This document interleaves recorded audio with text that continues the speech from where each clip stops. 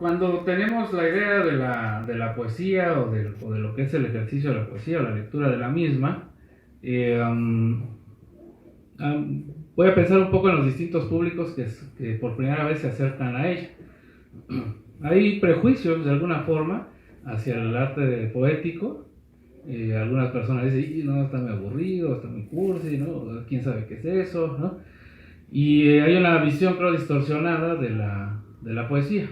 Algunos textos poéticos son muy populares, no necesariamente son los mejores realizados. Hay otros textos muy complejos, pero a veces los autores ni siquiera entienden qué exactamente pusieron. Y hay otros textos que son muy buenos, pero que pasarlos al castellano, en este caso, son difíciles. Por ejemplo, Hölderlin, ¿no? Hölderlin era un poeta del romanticismo alemán, pero horrible, por ejemplo, pero pasarlo al castellano es todo un doctorado, yo creo, porque es muy difícil encontrar las palabras en cualquier idioma, solamente en castellano. Y en el caso del maestro Pasos, él, lo que podría decir es que cada uno de los textos tiene una doble virtud: están técnicamente impecables, pero también son asequibles a nosotros, ¿no? Es decir, no son textos que estemos buscando exactamente por dónde va, o que solamente sean juegos de palabras que dificultan el ejercicio del lector, sino que son textos que tienen vivencia propia, y quienes conocemos al maestro de hace ya algún tiempo, sabemos exactamente que es él el que está aquí en todos estos textos. ¿Y cómo son estos textos? Bueno, son textos que tienen la influencia de la música en todas partes, ¿sí? Y ahí me atrevo a hacer algunas hipótesis. La influencia, por ejemplo, de la forma sonata, ¿no? La forma sonata en música, pues es este contraste de dos temas que se confrontan, que se enfrentan, que se desarrollan y que concluyen.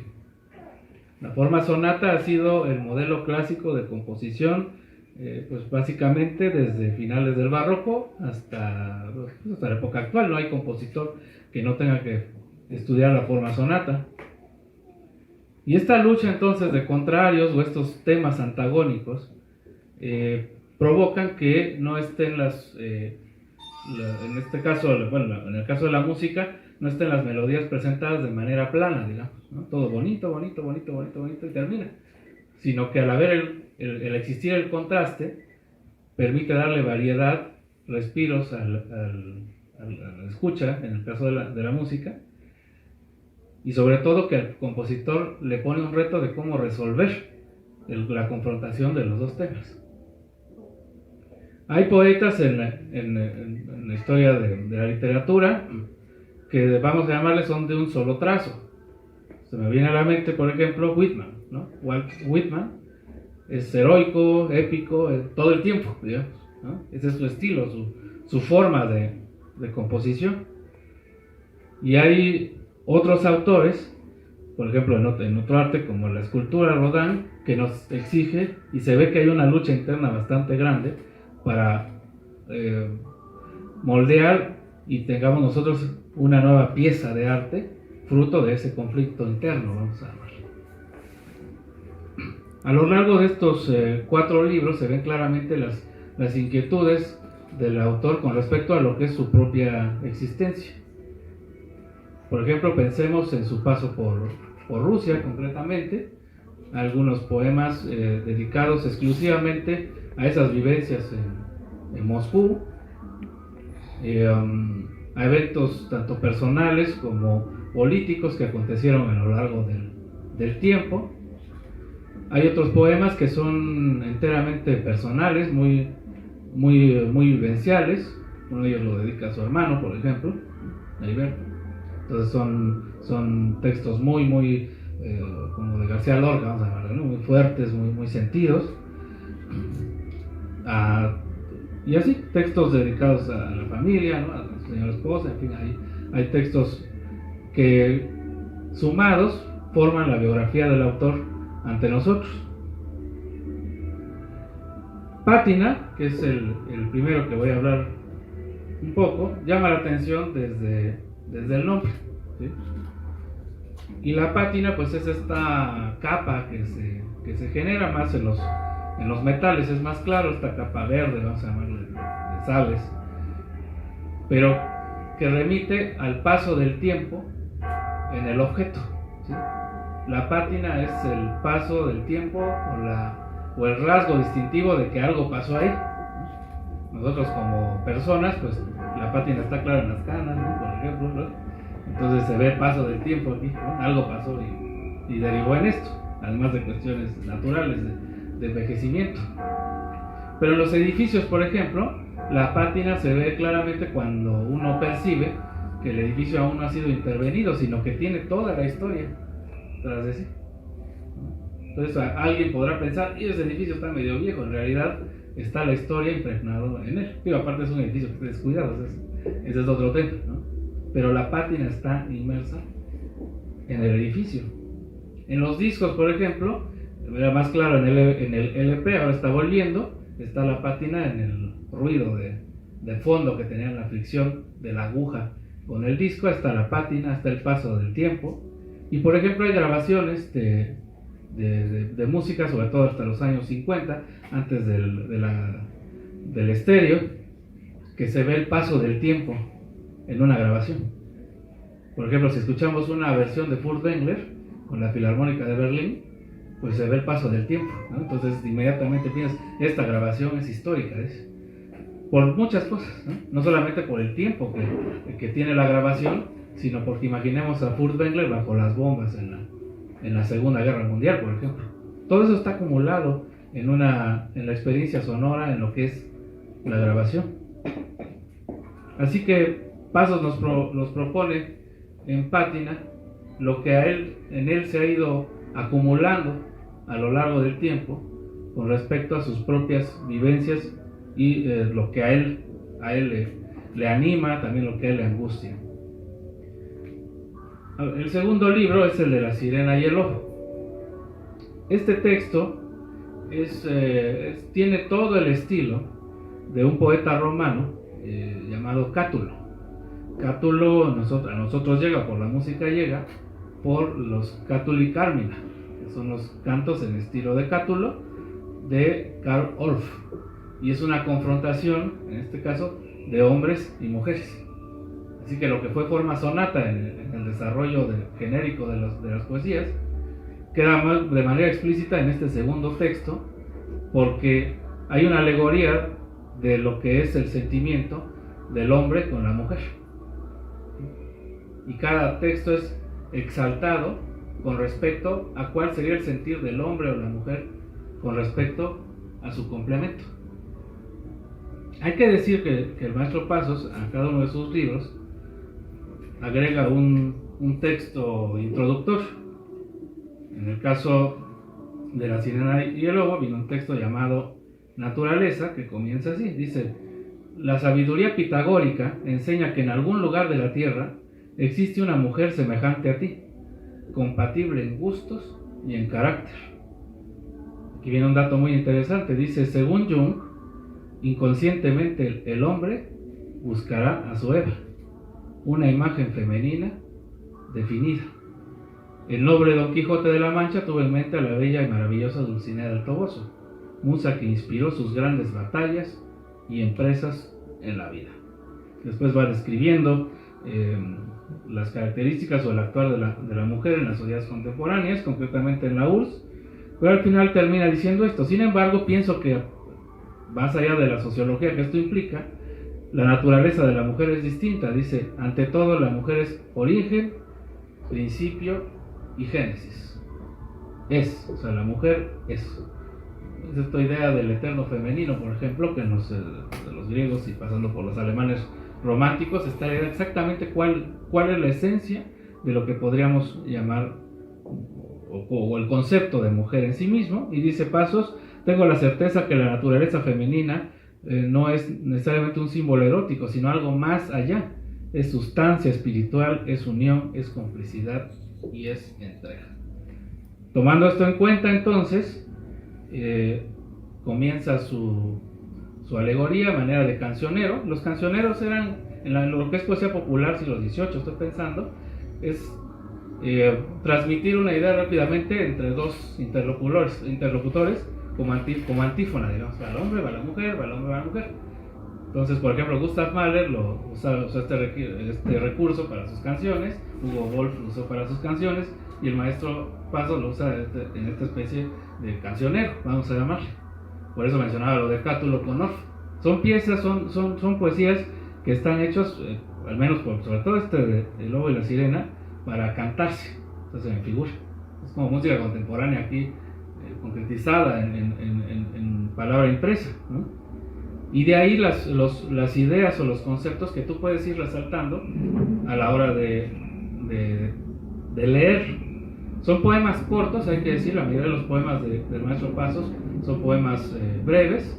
El maestro que lo va introduciendo en los libros, el maestro Ignacio Trejo Fuentes, nos va diciendo de algunas influencias de Tablada, de Efraín Huerta, del mismo Octavio Paz.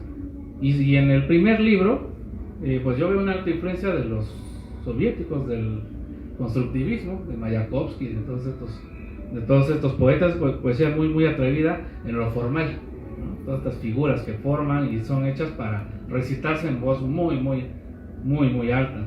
Y por lo mismo, entonces, hay relámpagos que nos saltan a la hora de tener el texto enfrente, ¿sí? Yo sé que esta es una blasfemia para muchos que gustan no tocar sus libros, ¿no? Yo te gusto rayarlos como las partituras, digo, porque pues cualquier día uno se va al otro mundo y pues si quiero que sepan qué cosa leíste, ¿no? Entonces, por ejemplo, si tuviéramos aquí una secuencia leyendo cada uno de los textos sin ninguna intención de un guión, ¿sí? Pues se te quedan estas pequeñas frases o lo que Gómez de la Serna llamaba las greguerías, ¿no? Estos aforismos, vamos a llamarle, que en sí mismos son la base para pensamientos más profundos, ¿sí? Entonces, si el texto dice aquí que, según Jung, que cada hombre busca a su Eva, o viceversa, pues entonces uno tiene en mente, para no desanimarse, que vendrás, sé que vendrás, ¿no? Digo, va a aparecer, ¿no? Por ejemplo, seremos, ¿sí? Intentemos orientarnos sin brújula. Son frases al azar sin ningún sentido, pues, pero que forman parte de la esencia de cada poema. Resuena tu voz, refleja añoranza, ¿no?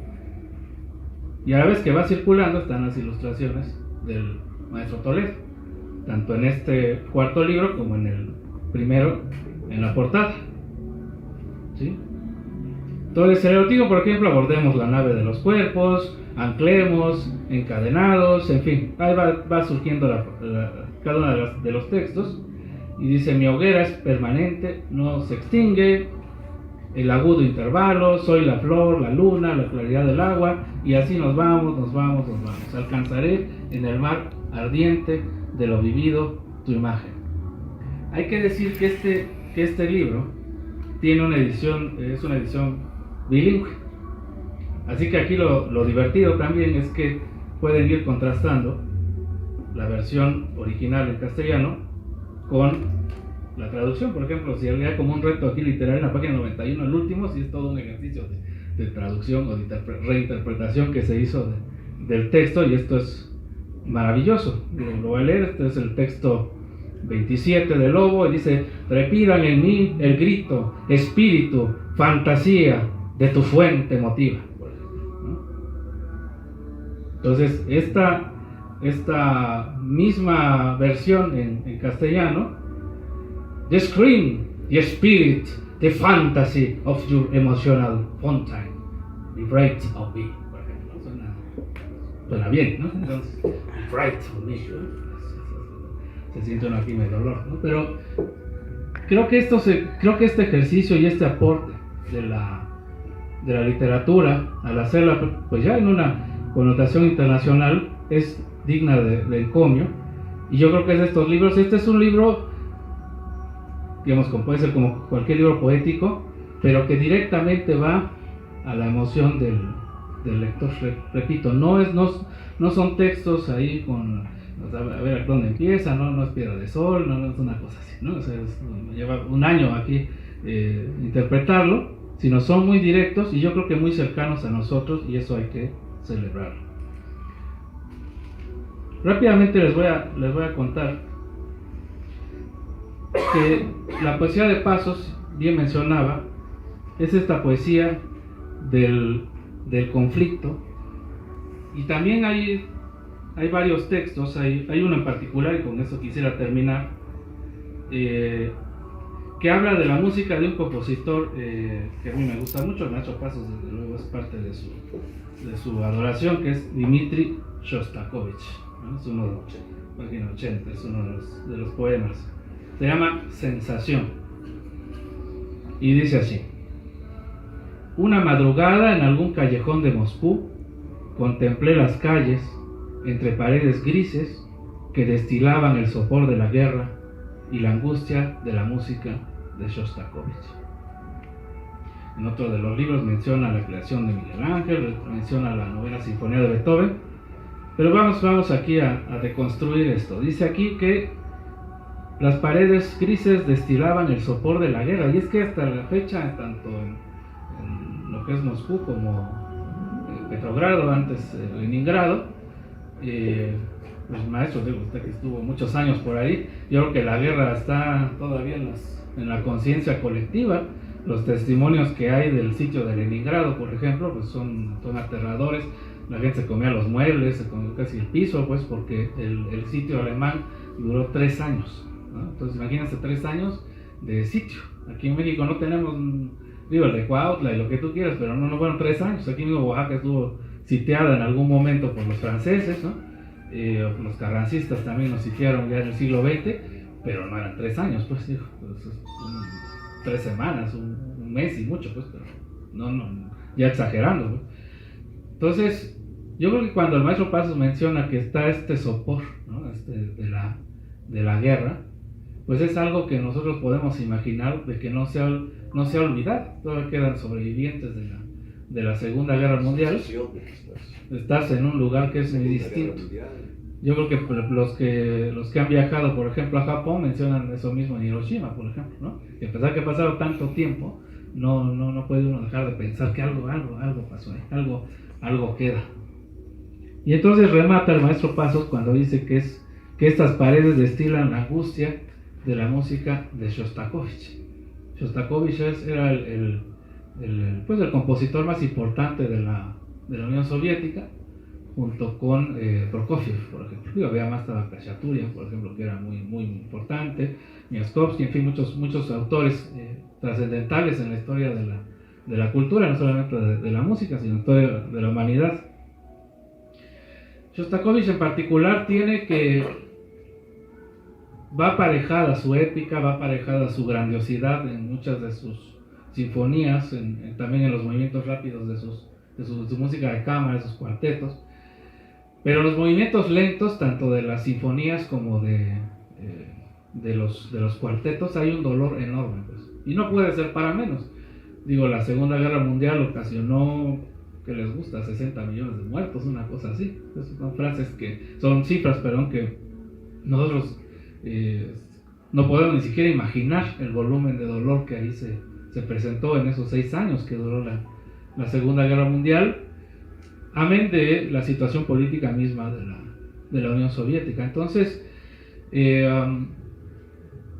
escuchar la música de Shostakovich es entender buena parte de lo que existió, al menos en la primera mitad del siglo XX, ¿no? Es entender qué pasó en la Unión Soviética, qué pasó en Alemania, qué pasó en general en esa etapa de la humanidad. Pero sí hay un dolor enorme. Me gustaría que si alguien en la noche escuchara la música de Shostakovich, puede empezar, por ejemplo, con el movimiento lento de la Quinta Sinfonía, ¿no? El movimiento quinto de la Quinta, o 2 de los movimientos lentos de la Sexta Sinfonía, o lo que el maestro Paz yo creo estaba pensando todavía más en la Sinfonía de Leningrado, en el número 7 de Shostakovich, que describe la invasión alemana y luego el sacrificio o el dolor de los rusos ante este acontecimiento. Entonces, Esto es la pátina más, ¿no? Imagínense cuánta historia acumulada, usted mismo lo menciona en su introducción cuando cita a Napoleón Bonaparte, ¿no? En Huellas es este texto introductorio, y dice: el humano hace el esfuerzo para no vivir en vano una vida absurda de repeticiones sin sentido. Lo motiva a ser distinto, dice, a dejar huella en su existencia, y la huella es la pátina, lo que va dejando uno y lo que va quedando en uno, esa es la pátina. Lo contrario es la frivolidad, ¿no? No me importa nada, no me da igual, no me interesa lo que suceda con los demás, lo que interese conmigo, yo con comer y tener dinero y divertirme, pues ya, con eso tengo. Pero su existencia pues va a ser como el Sísifo que menciona aquí el maestro Pasos, ¿no? Cargando un sinsentidos, que nace, crece, muere, ¿no? Y otro más. Pero su vida no tuvo trascendencia, y con trascendencia no me refiero a que sea presidente de la República, ¿no? Tenga un gran cargo, pues, sino la trascendencia es lo que uno hace con su propia vida, ¿sí? Lo que uno hace con su propia vida, bueno, pues es la relación que tienes con tus familiares, con las personas más cercanas, con tu sociedad, ¿no? Tus alumnos, en fin. Esa es la pátina que va quedando en uno y la pátina que vas dejando en otros. Celebro entonces, maestro Pasos, estos dos textos, les invito a leerlos y también a complementarse, porque realmente es todo un continuo. Digo, si hablamos de sinfonías es cuando presentamos ciclos, ¿no? Pues aquí están las primeras 4 sinfonías poéticas del maestro Pasos. Muchas gracias. Que agregar después de toda la exposición que has hecho tú. Sin embargo, voy a leer los poemas, algunos poemas que escogí, que los voy a leer indistintamente. Pero antes voy a comentar, por cierto, gracias a todos por su presencia. Es conmovedor ver que a pesar de que es una noche de lluvia, existe el interés por los eventos culturales. Muchas gracias. Bien, por el hecho de ser músico, ser compositor, me gustaría, y lo voy a hacer, exponer de una forma concisa, escueta, la relación que existe entre la música y la literatura y en general en las artes. Hay una correspondencia muy estrecha. Bien, voy a partir de un poema de Vicente Huidobro, Art Poética, donde menciona él, escribe él, que el poeta es un pequeño Dios y que la palabra es como una llave que abre todas las puertas, y que la función del creador es inventar, del poeta, del creador, es inventar nuevos universos, nuevas naturalezas, nuevas formas de expresarse. Ahora bien, por otro lado, continuando en el contexto de la relación música, poesía y artes, Octavio Paz nos dice en El arco y la lira, en el ensayo El arco y la lira, que la poesía está en todas las artes. Y esto nos conduce a pensar también que la música está en todas las artes.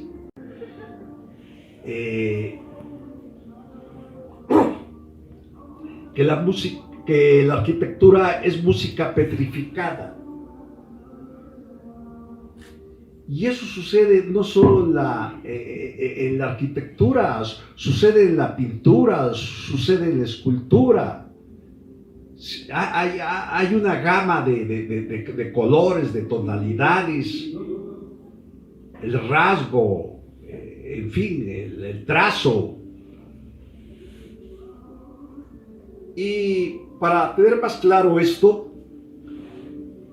voy a definir, que no es necesario definir porque de hecho la misma palabra ya lo dice, ¿Qué es la composición? La composición se da en todas las artes. La composición es fijar la posición,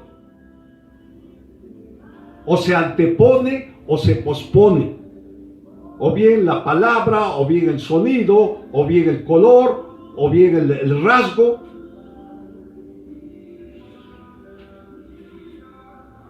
Y para esto es necesario mencionar algunos componentes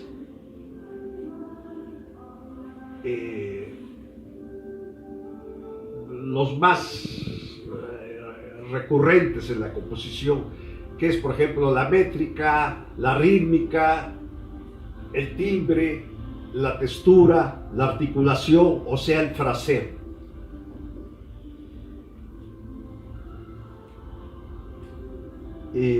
Y esto sucede, precisamente, estos componentes, estos parámetros, se dan precisamente en la literatura, en la poesía sobre todo, y en la prosa también.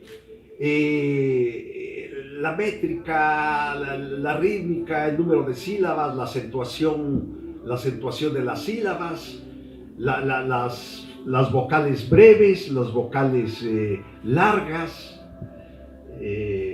sonoras, suaves, los hiatos que se forman,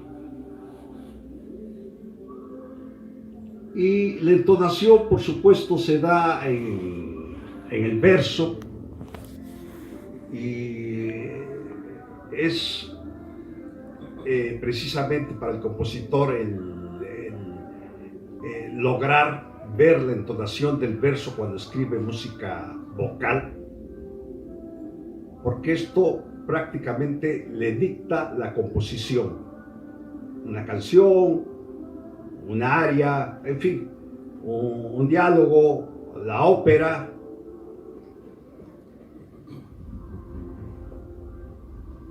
Y prácticamente estos elementos que he mencionado suceden en todas las artes.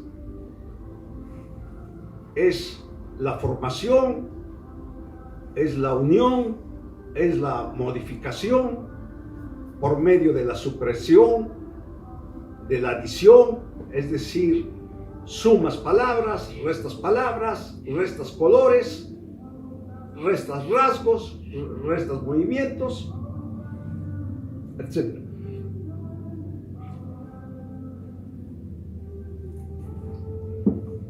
Por otro lado, es importante señalar aquí que lo que no se puede expresar muchas veces con palabras, se expresa con sonidos o con música. He allí la poesía. De alguna manera también lo dice Schopenhauer, de alguna manera también lo dijo Hermann Hesse en su relato El poeta, donde el poeta se va toda la vida en busca del maestro perfecto, lo encuentra en las montañas, se pasa toda la vida con él tratando de aprender el arte de la palabra, el arte de la poesía, y al final termina estudiando todos los instrumentos, aprendiendo todos los instrumentos, el laúd, la cítara, la flauta, etc. Y cuando regresa, todos sus seres queridos ya han muerto.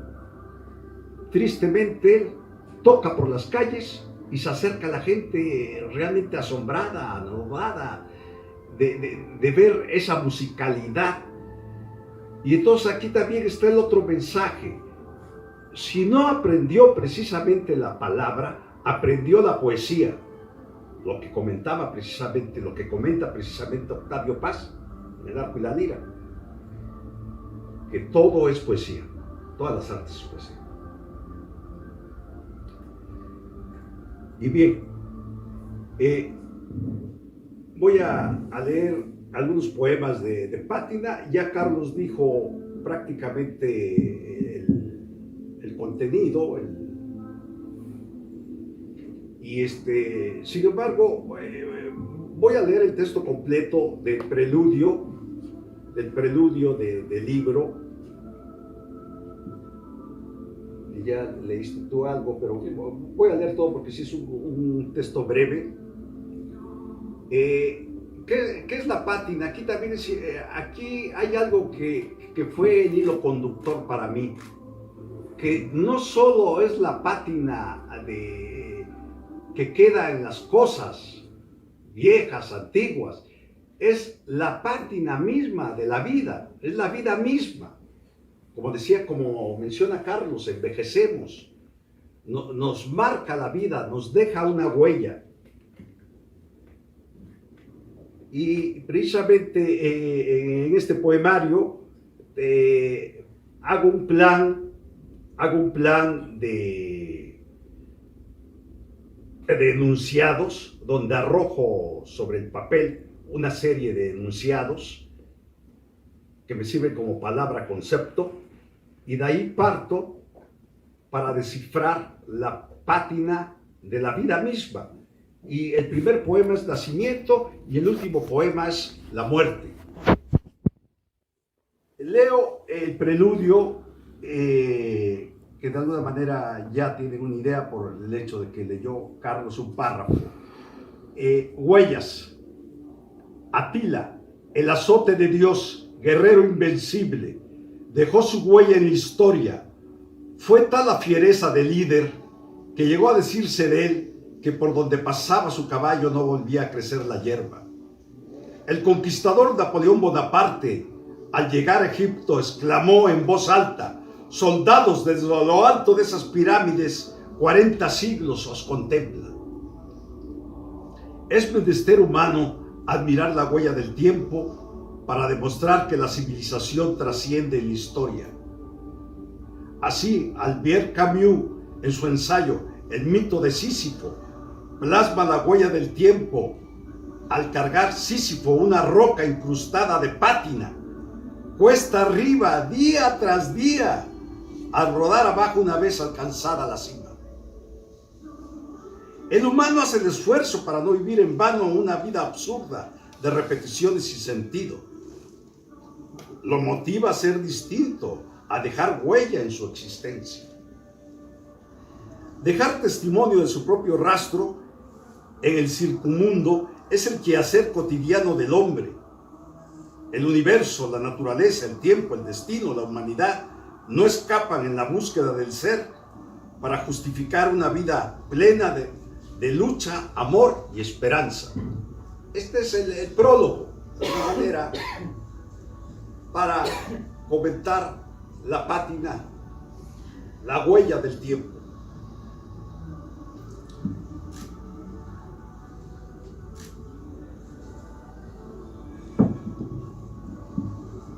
Voy a leer algunos poemas. Aquí quiero mencionar algo por lo cual me preocupé bastante, que no solamente es encontrar la métrica, la rítmica, la entonación, sino que traté de fijar en cada poema una tonalidad, un tono, con un color, o con una roca, o con una gema, y algunos otros elementos. Entonces cada poema tiene una tonalidad. El primero, por ejemplo, Nacimiento. Nacimiento, tono blanquecino. Traspasa el vientre de tu madre. Sangre incrustada, siglos de vida. Óxido rojo, herencia arcaica.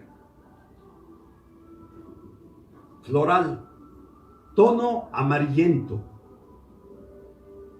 Desde el inframundo de barro y cascajo, broto como blanca estrella, ya la rota en añicos, marchitez del sol, postrada, sin savia, resucito en la hojarasca.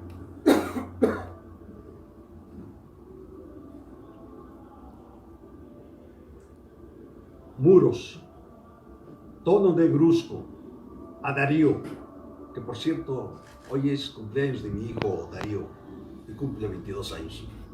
Se lo dedico doblemente. desgarrados por el tiempo, laberintos penetrantes, ombligos de polvo, huellas de viento.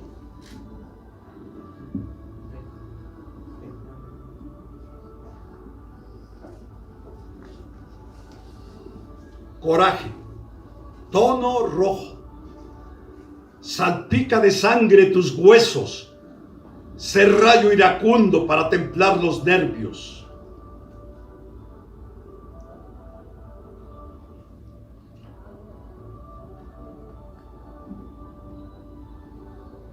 Invención, tono azulado, a Carlos Espíndola Pérez Guerrero.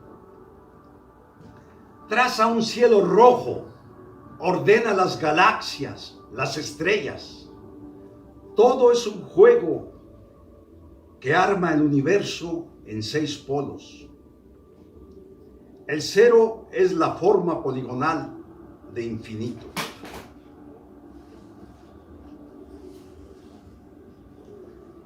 Sensación, lo pensaba yo leer, ya lo leyó Carlos, el de Sopor de la Guerra y la música de Shostakovich, de la ex Unión Soviética. Así que me voy ahora al poema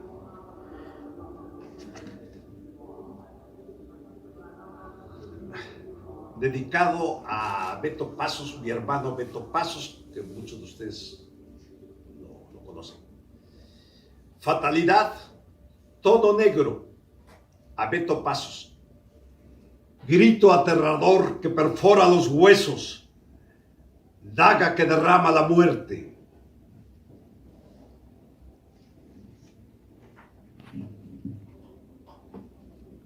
Astucia, tono morado. Levanta el vuelo, deja atrás el polvo y como águila saca las garras para apañar el cosmos. Y concluyo precisamente con lo que comenté, que es la vida misma, Pati. Inicié con nacimiento, termino con muerte. Muerte, tono negruzco, dejar la vida, penetrar la tierra, volverse polvo, corrosión de huesos. En fin, este es el libro de poemario de Patito.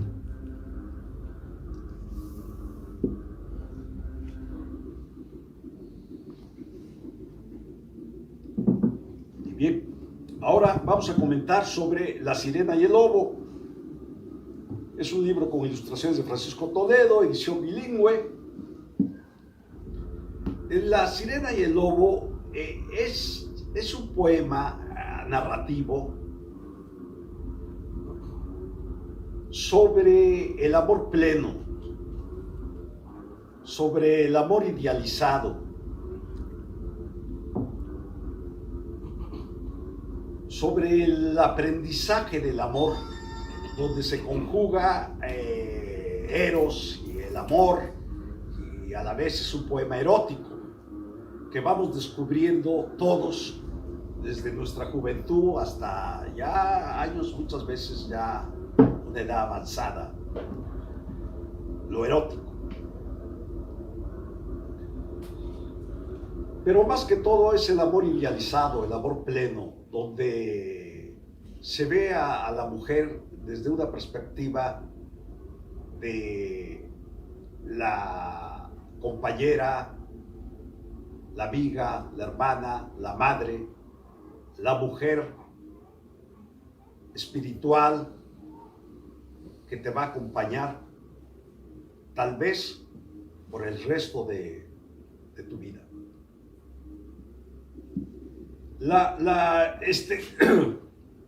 El preludio de este libro, Naturaleza, también ya lo leyó Carlos, donde habla de Jung, que él considera que inconscientemente el hombre busca a su Eva,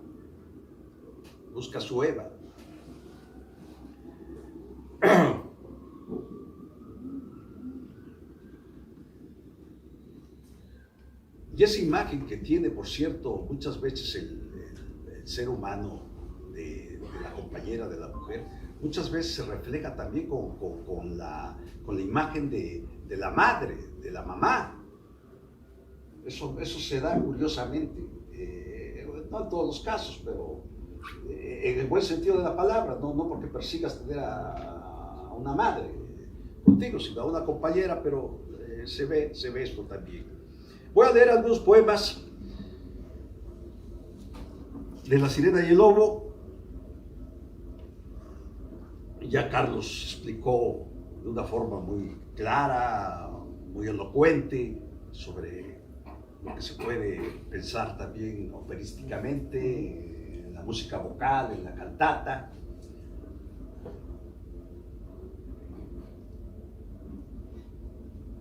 El lobo. Esto, perdón, por cierto, La Sirena y el Lobo se refiere al lobo marino, al viejo lobo de mar. Y la sirena, bueno, la sirena es la mujer que hay el mito de que trata de atrapar y distraer y confundir a veces su aventura de la vida al hombre. Por otro lado, también se puede ver ese otro ángulo. El lobo. La gitana predestinó. En lo más profundo de tus sueños la encontrarás.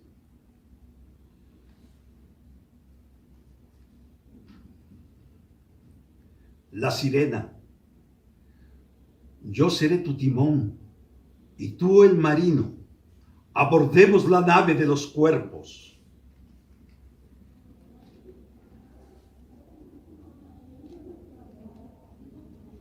El lobo. Naveguemos juntos, océanos, desiertos, estepas, hasta encontrar nuestra estrella.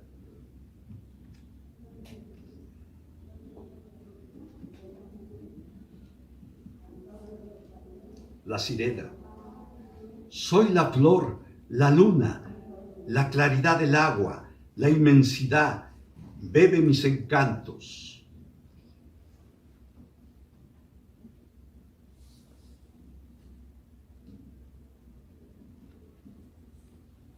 El lobo. Intentemos sin brújula orientarnos. El mundo es nuestro. El viento nos conducirá.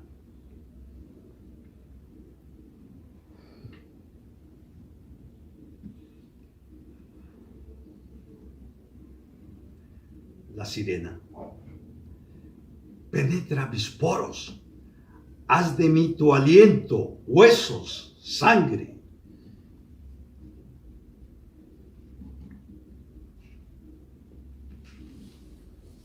El lobo. La hostia de tu cuerpo, eterna comunión divina que me llama.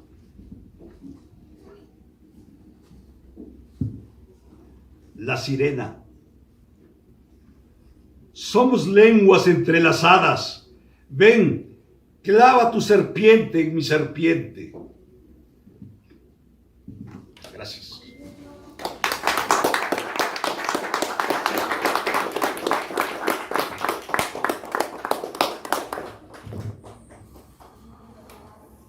Muchas gracias, maestro Pasos. Y por último, si alguien tiene algún comentario o pregunta para